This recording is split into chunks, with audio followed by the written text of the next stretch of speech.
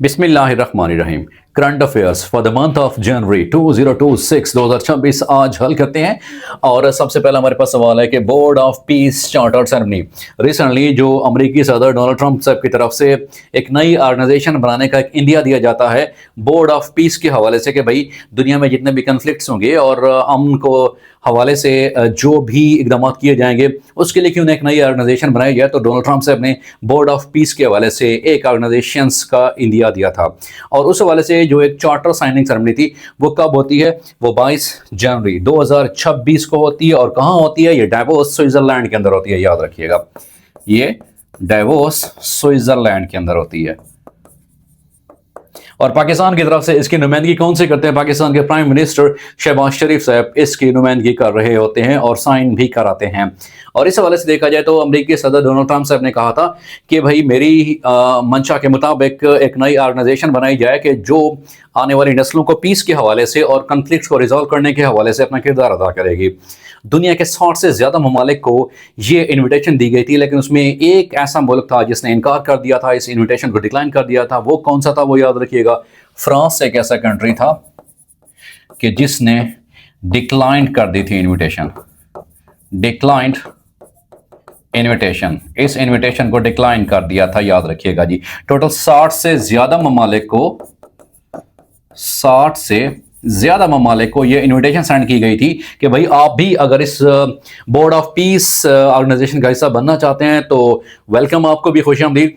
लेकिन फ्रांस ने कहा था कि किसी भी तरह की खुशामदीद की कोई ज़रूरत नहीं है। और एक अजीब बोर्ड ऑफ पीस के हवाले से कॉन्फ्रेंस पेश की गई थी डोनाल्ड ट्रंप साहब की तरफ से। और एक कंट्रोवर्शियल भी है इस हवाले से कि जब अक़वाम मुत्तहिदा के अंदर गज़ा में पीस के हवाले से कॉन्फ्रेंस पेश की जाती है, कोई एक वहाँ पर करारदाद पेश की जाती है तो अमेरिका उसको वीटो कर देता है। लेकिन यहाँ पर अगर देखिए तो वो पीस के हवाले से एक नई ऑर्गेनाइजेशन का क़याम भी चाहता है।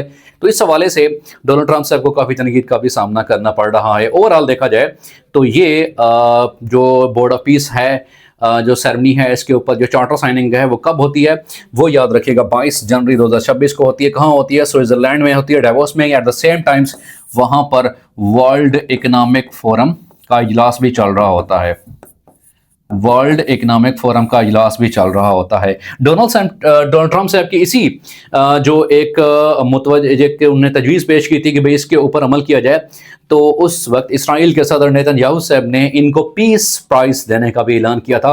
वो पीस प्राइस इसराइल की तरफ से इजराइल प्राइस जो है वो नाम अनाउंस किया जाता है, दैट इज इजराइल प्राइज। और ये इसराइल का हाईएस्ट सिविलियन अवार्ड है, हाईएस्ट सिविलियन अवार्ड है। और ये इजराइल की तरफ से ट्रंप साहब को पेश किया जाता है कि भाई आपकी जितनी भी अमन को प्रमोट करने के हवाले से काविशें हैं वो काबिल इस्ताइश हैं, लिहाजा हम अपनी तरफ से आपको इजराइल प्राइज अनाउंस करते हैं, जो कि इसराइल का सबसे बड़ा सिविलियन अवार्ड है। और फिर ये भी देखा जाए कि टोटल 60 से ज़्यादा ममालिक को इनविटेशन दी गई थी कि आप इस ऑर्गेनाइजेशन को ज्वाइन कर सकते हो, लेकिन फ्रांस ने कहा कि मुझे कोई ज़रूरत नहीं है कि इसको ज्वाइन करने के हवाले से। और फिर ये भी कहा गया कि 1 अरब जो है वो तकरीबन जो नया मेंबर होगा इसको ज्वाइन करने के हवाले से उसको इतना पे करना पड़ेगा।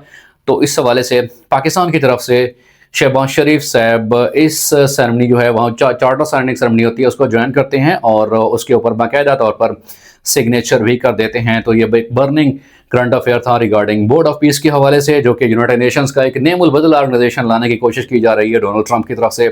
और यूं ये मोस्ट इंपॉर्टेंट करंट अफेयर्स हैं। अब अगले करंट अफेयर्स की तरफ चलते हैं कि अगला इंपॉर्टेंट करंट अफेयर्स कौन सा है हमारे पास। Next is that is FIFA world cup 2026 will be hosted by, कौन इसको होस्ट करेगा, इसको कंट्रीज। बेसिकली 2026 का जो वर्ल्ड कप है इसको होस्ट करने वाले कौन कौन से हैं, वो Canada, Mexico and United states हैं। अगर ये देखा जाए कि इससे पहले 2022 का वर्ल्ड कप कहां पे हुआ था, वो कतर में हुआ था, याद रखिएगा। और इसका विनर कौन सा था, अर्जेंटीना इसका विनर था, अर्जेंटीना इसका विनर था। 2022 में जो दोहा में ये फीफा वर्ल्ड कप होता है उसका विनर कौन सा है, अर्जेंटीना है। और अगर ये देखा जाए कि फीफा वर्ल्ड कप का आगाज कब होता है, याद रखिएगा, वो 21 मई 2004 को ये फीफा बनाई जाती है, एस्टैब्लिश होती है।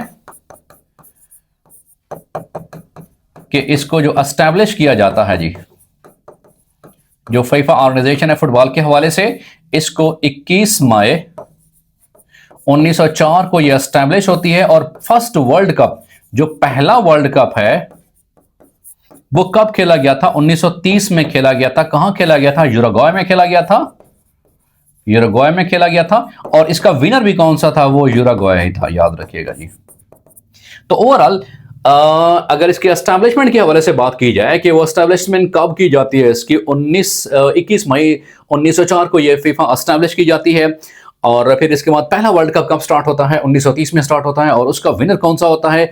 वो यूरुग्वे होता है। अर्जेंटीना को ये शिकस्त देते हैं।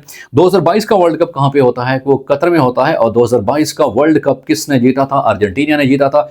2026 का जो रिसेंटली अपकमिंग इवेंट होने जा रहा है, इंटरनेशनल फुटबॉल इवेंट, वो कहां पर होगा? याद रखिएगा, Canada, Mexico and United states के अंदर ये हेल्ड किया जाएगा।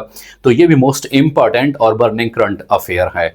हमारी रेगुलर और कंसेप्चुअल क्लासेस ज्वाइन करने के लिए आप नीचे दिए गए व्हाट्सएप नंबर पे कांटेक्ट कर सकते हैं। अब अगले सवाल की तरफ बढ़ते हैं कि अगला सवाल करंट अफेयर्स के हवाले से कौन सा है। The next is PSL 2026 will be started from PSL का जो 11वां एडिशन है, PSL का 11वां एडिशन याद रखिएगा जी, वो कब स्टार्ट हो रहा है? 26 मार्च 2026 से 3 मई 2026 तक ये एडिशन जारी रहेगा। और अगर इसमें कुल टीम्स की तादाद देखी जाए कि टोटल टीम्स कितनी हैं, अर्लियर PSL के जितने भी एडिशन थे उनमें तादाद 6 होती थी, लेकिन रिसेंटली इसकी तादाद हो चुकी है 8। टोटल टीम्स 8 हो चुकी हैं। इसमें एक हैदराबाद की टीम और दूसरा सियालकोट स्टालियंस की टीम 7वीं और 8वीं। तो टोटल अब जो टीम्स हैं वो 8 हो चुकी हैं। ये भी क्वेश्चन आ सकता है कि दो नई जो टीमें हैं PSL में, उनका इजाफा हुआ है, वो कौन सी हैं? फर्स्ट वन इज हैदराबाद, वो हैदराबाद की टीम है। और दूसरी कौन सी है? वो सियालकोट की तरफ से है। और फिर ये बर्निंग PSL के हवाले से सवाल है कि PSL 2026 के ब्रांड एम्बेसडर कौन से हैं? सोइंग के सुल्तान वसीम अकरम साहब हैं एम्बेसडर ऑफ PSL 2026। वो कौन से हैं? वो हैं वसीम अकरम साहब, स्विंग के सुल्तान, left arm fast bowler Pakistan के, और जिनको स्विंग का सुल्तान भी कहा जाता है। वसीम अकरम साहब PSL 2026 के ब्रांड एम्बेसडर हैं, याद रखिएगा जी। इसके जो ब्रांड एम्बेसडर हैं वो कौन से हैं? वो वसीम अकरम साहब हैं। और ये कौन सा एडिशन है? ये 11वां एडिशन है। और फिर जो PSL का 10वां एडिशन था, 10th एडिशन, या ये प्रीवियस जो विनर थे वो कौन से थे? वो लाहौर कलंदर की टीम थी। वो लाहौर कलंदर थी कि इससे पहले जो 10वां एडिशन हुआ था PSL का, तो उसके विनर कौन से हैं? उसके विनर हैं लाहौर कलंदर, उसके विनर हैं। अब रिसेंटली एक ऐसे खिलाड़ी हैं कि जिन्होंने PSL से अपने रिटायरमेंट का ऐलान किया है। वो कौन से हैं? वो शोएब मलिक साहब हैं। Shoaib Malik, right handed batsman and जो है शोएब मलिक साहब, ये क्या है? स्पिन बॉलर भी हैं। इन्होंने PSL में रिटायरमेंट का ऐलान किया है जी। आल्दो वो इंटरनेशनल क्रिकेट से तो वैसे रिटायर हो चुके थे, लेकिन रिसेंटली उन्होंने PSL को भी गुड बाय कह दिया था। तो जो PSL के हवाले से जो मुमकिन सवाल बन सकते हैं कि PSL का जो मौजूदा एडिशन है जो कि 2026 में होने जा रहा है, वो कौन सा है? वो 11वां एडिशन है। इससे पहले 10वां एडिशन, उसके विनर कौन से थे? लाहौर कलंदर उसके विनर थे। PSL के ब्रांड एम्बेसडर कौन से हैं? वो वसीम अकरम हैं। और टोटल टीम्स कितनी हैं? टोटल टीम्स की तादाद 8, अर्लियर ये 6 थी। अब 2 नए टीमों का इजाफा हुआ है। वो कौन सी हैं? One is Hyderabad, second is Sialkot, याद रखिएगा। अब अगले इंपॉर्टेंट करंट अफेयर्स की तरफ बढ़ते हैं कि अगला सवाल रेस्पेक्टेड स्टूडेंट्स कौन सा है। The next question is that is regarding current affairs कि Pakistan assumes the secretary generalship of which organization in January 2026 में पाकिस्तान D8 का जो है उसको अज्यूम करने जा रहा है। और कौन है उसके? सुहेल महमूद साहब, उसका सही जवाब है, याद रखिएगा। उसके बाद है कि Hamza Majeed is the owner of the PSL team. Recently जो नई PSL टीम जो है इंडक्ट की गई है PSL के अंदर, वो सियालकोट है, उनके वो ओनर हैं। और सियालकोट की ये 8वीं टीम है। 7वीं टीम कौन सी है? वो हैदराबाद की है, जो कि PSL में नई इंडक्ट की गई है। उसके बाद है कि the future minerals forum FMF 2026 summit was held in Riyadh, Saudi Arabia में ये हेल्ड हुई थी, याद रखिएगा। उसके बाद third Japan Qatar strategic dialogue held in Doha Qatar कब होते हैं? ये 13 जनवरी 2026 को ये मुनक़िद किए जाते हैं।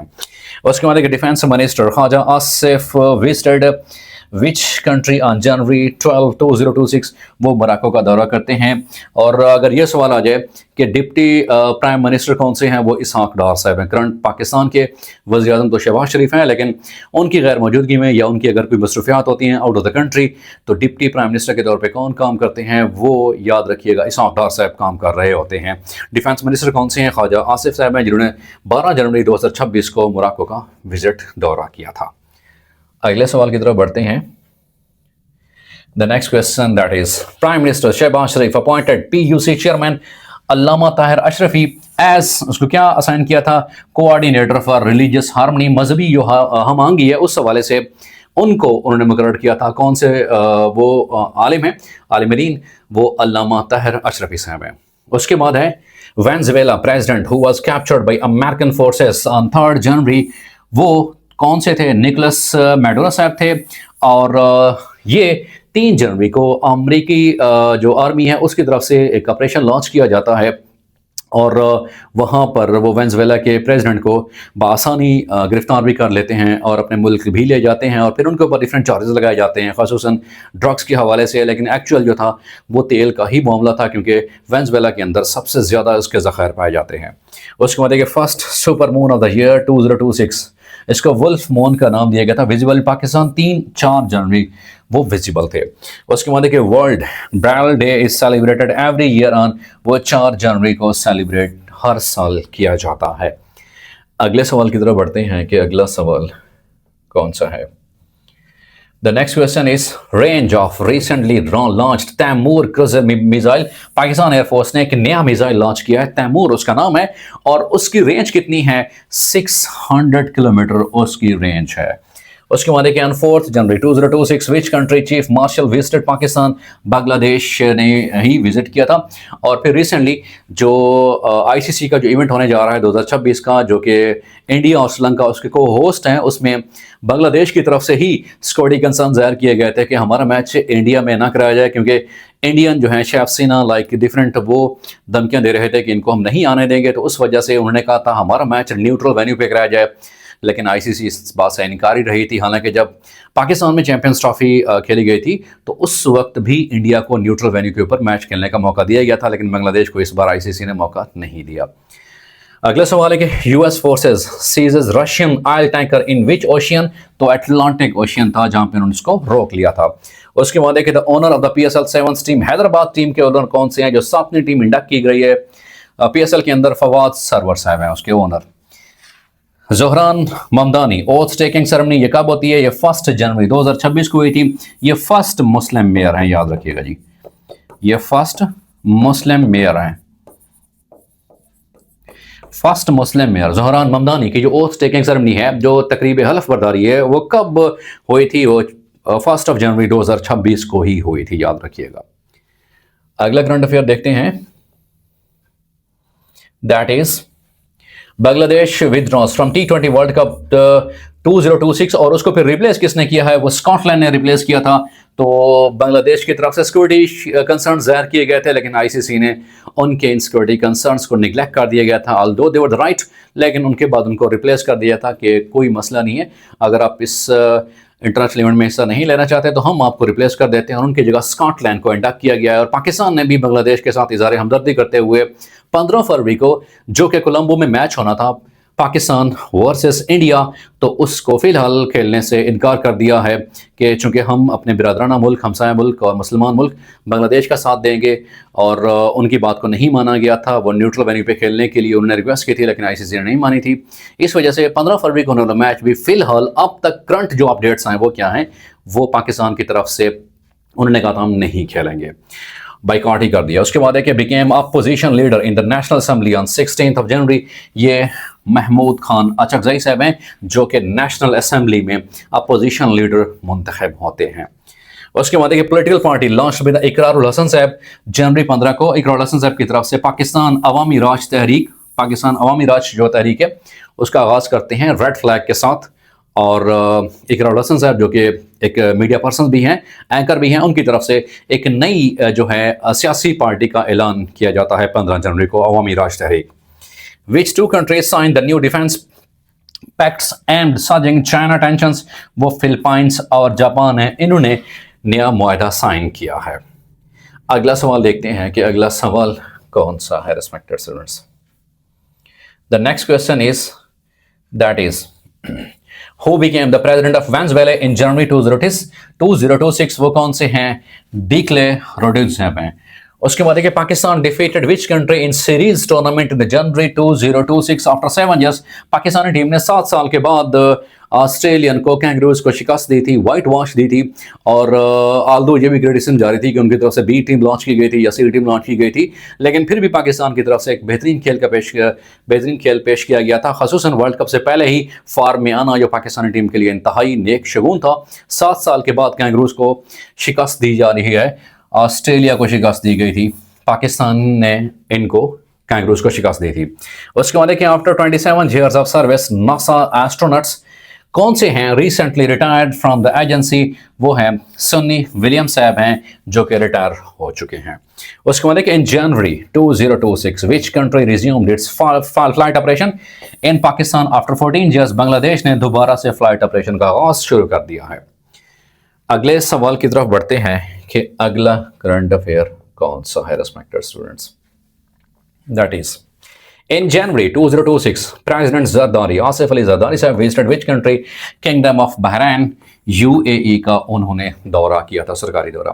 उसके बाद देखिए Nipah virus outbreak was reported in January 2026 in which country? India के अंदर ये रिपोर्टेड है और ये निपा वायरस है। इसी की वजह से ही जो आईसीसी का T20 वर्ल्ड कप है 2026 में होने जा रहा है वो भी मुतासर होने का खदशा है। और इंग्लिश टीम की तरफ से कुछ और खिलाड़ियों की तरफ से ये भी कंसर्न जाहिर किए गए थे कि निपा वायरस की वजह से हो सकता है पॉसिबिलिटीज देयर कि कुछ मैचेस अफेक्ट किए जाएं। बहरकैफ हेल्थ केयर जितनी भी फैसिलिटीज़ हैं और उसको SOPs को लागू करते हुए इस पर बआसानी काबू पाया जा सकता है। तो फिलहाल जो हैं इसके थ्रेट्स इंडिया में इसके वार्स जो हैं वो जारी हैं। उसके बाद देखें the 16th EU India summit 2026 will B held in new Delhi India. कब ये मुनक़िद किए जाएंगे? 27 जनवरी 2026 उसका सही जवाब है। इंटरनेशनल डे ऑफ एजुकेशन और तालीम के हवाले से जो आलमी दिन है वो कब मनाया जाता है? यौम तालीम ख़ानगी आलमी दिन तालीम के हवाले से 24 जनवरी 2026 को हर साल सेलिब्रेट किया जाता है। In 17 January 2026 a heavy deadly fire erupted at गुल प्लाजा में कराची में एक इंतहाई अफसोसनाक वाक़या पेश आता है। आतिश ज़दगी का वाक़या पेश आता है। एक शॉपिंग प्लाजा है गुल प्लाजा, वहाँ पर तकरीबन जो अनऑफिशियल रिपोर्ट्स हैं उसके मुताबिक 71 से ज़ायद जो है वो मुख्तलिफ जितने भी उसमें बच्चे भी शामिल हैं, ख़वातीन भी शामिल हैं, उनका इंतकाल हो चुका है। इंतहाई अफसोसनाक वाक़या है नए साल के आगाज़ में जहाँ पे काफ़ी ज़्यादा अमवात हुई थी। तो वो सानिहा वो एक अलमनाक हादसा कब पेश आता है, कहाँ पेश आता है? वो सानिहा कराची में और गुल प्लाजा में पेश आता है। 17 जनवरी को ये अलमनाक हादसा पेश आता है। अगले सवाल की तरफ बढ़ते हैं कि अगला सवाल कौन सा है। The next question is Azad Jammu Kashmir president Sultan Mahmood Chaudhry passed away इंतकाल फरमा जाते हैं इस्लामाबाद में at the age of 71 after prolonged illness. काफ़ी अरसा वो अलील रहे थे, बीमारी में उन्होंने गुजारे थे और कब उनका इंतकाल होता है? 31 जनवरी 2026 को वो दार फ़ानी से कोच कर जाते हैं। उसके बाद international day of clean energy celebration हर साल कब सेलिब्रेट किया जाता है? 26 जनवरी को सेलिब्रेट किया जाता है। उसके बाद the violent attacks in the multiple cities across Balochistan were carried out claimed by recently. Quetta और बलूचिस्तान के मुख्तलिफ इलाकों में जो मासूम शहरियों को शहीद किया गया था और हमारे जितने भी फ़ौजी जवान बहादुर जवान हैं उन्होंने डट कर मुकाबला किया था, वो भी इस दहशतगर्दी के मुकाबले में अपने वतन की जो हिफाजत है और आम शहरियों की हिफाजत में अपनी जान का नजराना भी पेश कर देते हैं। और वतन के इन अजीम सपूतों को सलाम है, इन शहदा को सलाम है। तो रिसेंटली कोयटा में जो एक दहशतगर्दाना वाक़यात हुए हैं उनके पीछे किसका हाथ है? वो बलोच लिबरेशन आर्मी का हाथ है, BLA का हाथ था और अभी तक हालात को अल्हम्दुलिल्लाह कंट्रोल कर लिया गया है। तो यूँ ये जो पूरे बलूचिस्तान में ख़ासकर कोयटा को हाईजैक करने के हवाले से दहशतगर्दाना एक बुज़दिलों की तरफ से अटैक किए गए थे, लेकिन बाद में उसको अल्हम्दुलिल्लाह कंट्रोल भी कर लिया गया था। तो किसने क्लेम किया था? BLA ने इसको क्लेम किया था कि ये दहशतगर्दाना हमले करने वाले हम ही हैं। अगले सवाल की तरफ बढ़ते हैं कि veteran journalist Mark Tully who passed away on January 2026 belong to which organization? ये BBC से वो बिलोंग करते थे BBC ब्रिटिश ब्रॉडकास्टिंग कॉरपोरेशन से इनका ताल्लुक था, जिनका हालिया इंतकाल होता है। अगले सवाल की तरफ बढ़ते हैं कि अगला सवाल कौन सा है। The next question is Trump administration is planning to occupy which area of North America? Trump साहब जो हैं ये पूरी दुनिया में अपनी एक डंका बजाना चाहते हैं, दादागिरी करना चाहते हैं और यूं वो ग्रीनलैंड के ऊपर भी अपना कब्जा जमाना चाहते हैं। तो अमेरिका की तरफ से जो डोनाल्ड ट्रम्प साहब हैं वो ये प्लानिंग कर रहे हैं कि नॉर्थ अमेरिका में जो और के साथ साथ ग्रीनलैंड है उस पर भी हमारा कब्जा हो और हम ही इसको कंट्रोल करने वाले हों, लाइक वन मैन शो की तरह, हालांकि एक ग्रेटर जो है पावर की तरह वो अमल करना चाहते हैं, लाइक अ डिक्टेटर। उसके बाद कि in recent days which Pakistani military captain was martyred during snow clearance, और ऑपरेशन एक था उसमें कौन से ऐसे बहादुर हमारे फौजी जवान हैं जो कि शहीद हो जाते हैं। कैप्टन असमन गुलफाम साहब शहीद हो जाते हैं रोड क्लियरेंस में, जो आइस को क्लियर करने के हवाले से था, उसमें वो जामे शहादत नोश करते हैं। उसके बाद है कि which edition of World Economic Forum is going to be held in 2026? ये 56, ये डावोस 2026 में हो रहा है। ये 56वां जो है उनका इजलास हो रहा है, वर्ल्ड इकोनॉमिक फोरम का इजलास, और यही इजलास के दौरान ही ट्रंप ने अपनी एक नई ऑर्गेनाइजेशन बनाने का ऐलान किया था बोर्ड ऑफ पीस के हवाले से। 60 से ज़्यादा ममालिक को भी उन्होंने इन्विटेशन दी थी कि आएँ, और यूनाइटेड नेशंस के तर्ज की तरह मैं भी अपनी एक नई ऑर्गेनाइजेशन बनाना चाहता हूँ कन्फ्लिक्ट्स को रिजॉल्व करने के हवाले से, पीस के हवाले से, खासूसन गज़ा के हवाले से उसको हल करने के हवाले से भी उन्होंने एक अपनी आरा दी थी। उसके बाद देखिए इन January 2026 which country discontinued it's traditional postal service? तो वो डेनमार्क था, इन्होंने अपनी जो ट्रेडिशनल पोस्टल सर्विस है उसको डिसकंटिन्यू कर दिया था, ख़त्म कर दिया था। अगले सवाल की तरफ बढ़ते हैं। The next question is that is board of peace कब साइन होता है? वो 22 जनवरी 2026 को ही साइन होता है। इन जनवरी 2006 who received highest Bahrain award? किसको दिया जाता है? आसिफ अली जरदारी साहब, पाकिस्तान के मौजूदा सदर, head of the state president Asif Ali Zardari साहब को ये अवार्ड मिलता है। उसके बाद which country cancels all the agreements with UAE over alleged sovereignty? वो कौन से हैं? वो सोमालिया है। उसके बाद है कि USA operation against Venezuela president to catch Maduro named, उसको क्या नाम दिया जाता है? उसको ऑपरेशन एब्सोल्यूट रिजॉल्व नाम दिया जाता है अमरीकी जो आर्मी है उसकी तरफ से। और रिसेंटली अमेरिका की तरफ से तकरीबन 66 से ज़्यादा ऑर्गेनाइजेशंस को गुड बाय कहा जाता है, याद रखिएगा 66 से ज़्यादा ऑर्गेनाइजेशंस को। USA विथड्रू इट्स मेंबरशिप, इन्होंने अपनी जो मेंबरशिप है वो विथड्रॉ की थी डिफरेंट ऑर्गेनाइजेशन में। टोटल कितनी ऑर्गेनाइजेशन है? 66 ऑर्गेनाइजेशन से उन्होंने कहा था कि हम इसको गुड बाय कर रहे हैं, ला ताल्लुकी का इजहार कर रहे हैं, हम इनके मेंबर नहीं बनना चाहते, जिसमें से तकरीबन 31 ऐसी ऑर्गेनाइजेशन हैं जो कि यूनाइटेड नेशंस की हैं और 35 ऐसी हैं जो कि यूनाइटेड नेशंस के अलावा ऑर्गेनाइजेशन है। टोटल कितनी है? 66 ऐसी ऑर्गेनाइजेशन है कि अमेरिका ने कहा था कि हम इनको गुड बाय कहना चाहते हैं, इनसे ला ताल्लुकी करना चाहते हैं, इनके मेंबर बनना हमारे लिए कोई जो है वो वक्त की ज़रूरत नहीं है, कोई टैक्सेशन हमारे ऊपर जो है वो नहीं लागू होगी, इस हवाले से हमें बचत होगी। तो 66 जितनी भी ऑर्गेनाइजेशंस हैं उसके मेंबर था USA, लेकिन रिसेंटली 66 ऑर्गेनाइजेशंस को अमेरिका ने गुड बाय कह दिया था। उसके बाद which country has the world's largest non oil reservoirs? वो कौन से हैं? वो वेनेजुएला है, सबसे ज़्यादा तेल के ज़खायर इसमें हैं। इसके बाद जो है वो सऊदी अरब, उसके बाद ईरान का नंबर आता है। तो यूं अगर ये देखा जाए तो वेनेजुएला के ऑयल रिजर्वायर्स हैं उनके ऊपर भी कब्जा करने के हवाले से ट्रंप ने कोशिश ये की है और डिफरेंट एलिगेशंस लगा के वेनेजुएला के प्रेसिडेंट को कैप्चर कर लिया था। और उस ऑपरेशन का नाम क्या था? वो एब्सोल्यूट रिजॉल्व उस ऑपरेशन का नाम है। अगले सवाल की तरफ बढ़ते हैं। अगला सवाल हमारे पास next is current leader of opposition in senate के अंदर वो कौन से हैं? वो राजा नासिर अब्बास जाफरी साहब हैं। और अगर ये देखा जाए कि नेशनल असेंबली में अपोजिशन लीडर कौन से हैं? वो महमूद अचकज़ई साहब हैं। लेकिन अगर सेनेट के हवाले से बात की जाए वो कौन से हैं? वो राजा नासिर अब्बास जाफरी साहब हैं। और करंट चेयरमैन सेनेट कौन से हैं? वो सैयद यूसुफ रज़ा गिलानी साहब current chairman of the senate हैं, जिसके टोटल मेंबरान की तादाद 96 होती है। हर सूबे से 20-23 जो 23 मेंबरान हैं वो पार्टिसिपेट करते हैं। फेडरल टेरिटरी की तरफ से 4 मेंबर पार्टिसिपेट करते हैं। यूं टोटल मेंबर जो हैं वो सेनेट के कुल मेंबरान की तादाद 96 है, याद रखिएगा। और जो चेयरमैन होता है उसकी जो है सिलेक्ट किया जाता है कितने सालों के लिए, 3 साल के लिए सिलेक्ट किया जाता है, जबकि जो मेंबर ऑफ द सेनेट होता है उसको 6 साल के लिए सिलेक्ट किया जाता है। फिर हर जो 3 साल के बाद हैं वो आधे जो मेंबर हैं दोबारा रिप्लेस किए जाते हैं। और मिनिमम एज कितनी होती है एक सेनेटर के लिए, 30 साल होना ज़रूरी है, लेकिन मैक्सिमम एज की कोई हदबंदी नहीं है। अगला सवाल है कि current chairman of federal board of revenue FBR के चेयरमैन करंट कौन से हैं? राशिद महमूद लंगड़ियाल हैं।